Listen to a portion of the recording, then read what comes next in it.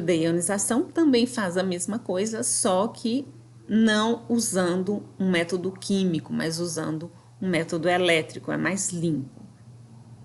Então, o guia, a RDC ainda fala que eu tenho que usar uma combinação dessas tecnologias, né? E, independente do que a indústria escolheu, o importante é que ele seja validável, segundo essas normas, a RDC 301, tá?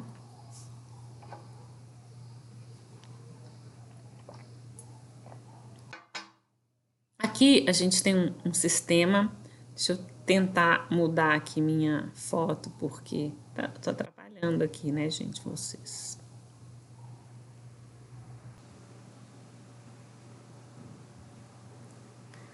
Bom, então vamos lá, gente. Aqui é um sistema típico de purificação de água na indústria. Nós temos inicialmente um tanque, né, com uma água potável, tá? E aí eu vou ter uma bomba aqui que vai mandar essa água para um filtro de areia, né? E o que o filtro de areia faz? Ele apenas separa sujidades, partículas maiores, né? Partículas físicas visíveis. Então, posso ter esse filtro de areia. Depois eu tenho um filtro de carvão ativado. E o que esse filtro de carvão vai fazer, gente? Principalmente, ele vai fazer a retirada do cloro da água, né? Ele retira substâncias por adsorção.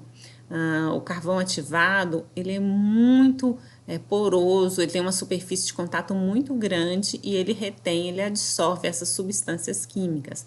Num sistema de tratamento de água, uma das funções principais dele é de retirar o cloro da água.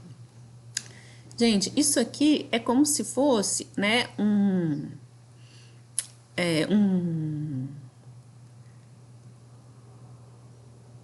cilindro, desculpa, custei a lembrar dessa palavra. Um cilindro fechado, né, cheio de carvão ativado, partículas de carvão aqui, com uma tela no final, um filtro no final para esse carvão não passar, e a água entra por aqui, obviamente, sai por baixo, aqui não tá dando para ver isso direito, né, mas ela vai atravessar todo esse sistema e depois ela vem para a próxima etapa.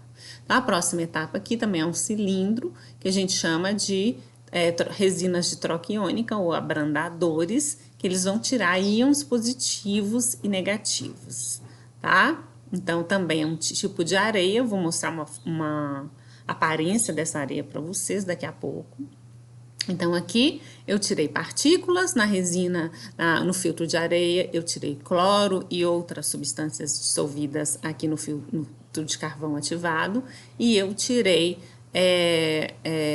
os íons, cátions e ânions aqui, nessa abrandadora, ok? Então, aqui eu tenho um filtro de 5 micrômetros de cartucho, né? E é o primeiro estágio aqui, eu tenho uma bomba de pressão que vai mandar aqui para o primeiro estágio de uma osmose reversa.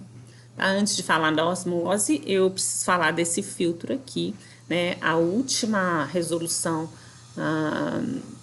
de boas práticas de fabricação, RDC 301, né? Ela tem vários anexos também que falam sobre validação e ela chamou muita atenção a não ter filtros de cartucho na linha de tratamento de água com o objetivo de reduzir carga microbiana.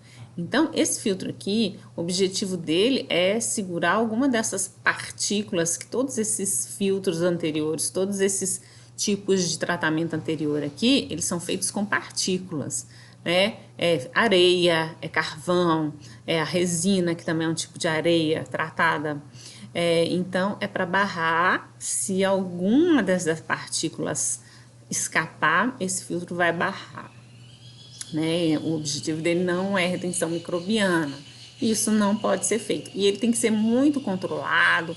Eu tenho que ter aqui um ponto de amostragem para ver se realmente essa água, qual que é a contaminação dela antes e depois, né? Mas então ela instrui dessa forma. Bom, gente, aqui a gente tem o primeiro passo de osmose reversa. né, que é um mecanismo muito adotado pelas indústrias, tá? Que vai ter uma filtração tangencial, né? E aí eu vou retirar ainda mais vários tipos de contaminantes dessa água, macromoléculas, né? Muitos tipos de substâncias dissolvidas. E aqui eu tenho um tanque de estocagem de água, tá? Então, essa água aqui, se ela atender os requisitos para água purificada, eu já posso utilizá-la para fazer medicamentos. Medicamentos orais, né, gente? Que são os que são permitidos com água purificada. Meu mouse some toda hora e aí eu tenho que ficar mexendo nele, que eu acho muito ruim. Vou tentar melhorar isso da próxima vez. Bom, gente, então eu tenho aqui mais uma bomba que vai mandar para o segundo estágio de osmose reversa, né? E aí eu tenho outro tanque de... eu vou armazenar aqui essa água também, de armazenamento de água. E, por fim, eu tenho aqui... Cadê meu mouse? Uma nova bomba que vai mandar essa água que já passou 2 vezes por osmose reversa para um módulo de eletrodeionização para retirar assim algum íon que escapou aqui. E aí eu tenho o tanque final de estocagem.